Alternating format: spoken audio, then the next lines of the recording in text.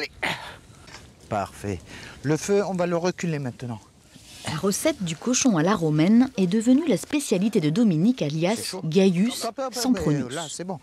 Voilà. Cet ancien cuisinier a déniché le livre du grand chef de l'époque Apicius, le seul à avoir laissé une trace de l'art culinaire du IVe siècle après Jésus-Christ. Le miel, tu me mets un kilo de miel. Ouais. À cette époque, le porc était évidemment très prisé, mais cette recette-là était réservée aux nobles. La coriandre, la ciboulette, les épices et les aromates étaient très chers. Donc le peuple ne pouvait pas se payer, pouvoir déguster ces plats-là. C'était beaucoup trop cher. Pendant que la bête cuit, le voyage vers la fin de l'Antiquité se poursuit. Santorio, Cortis, Prima, Acutaneum. Là, c'est une prière en latin pour protéger les soldats romains qui partent au combat.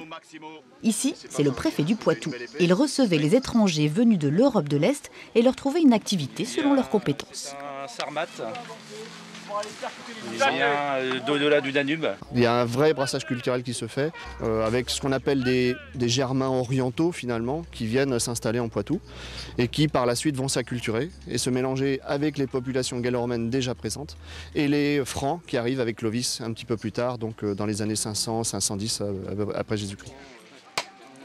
Voilà pour les Romains, mais les Gaulois aussi avaient leur spécificité, en particulier dans l'artisanat.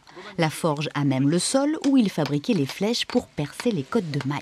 On voit le travail que faisaient les gens d'une autre époque. Aujourd'hui, on est toujours le plus facile, le plus facile, le plus facile. Et c'est pas mieux fait. À Ron, le voyage dans le temps se poursuit tout le week-end.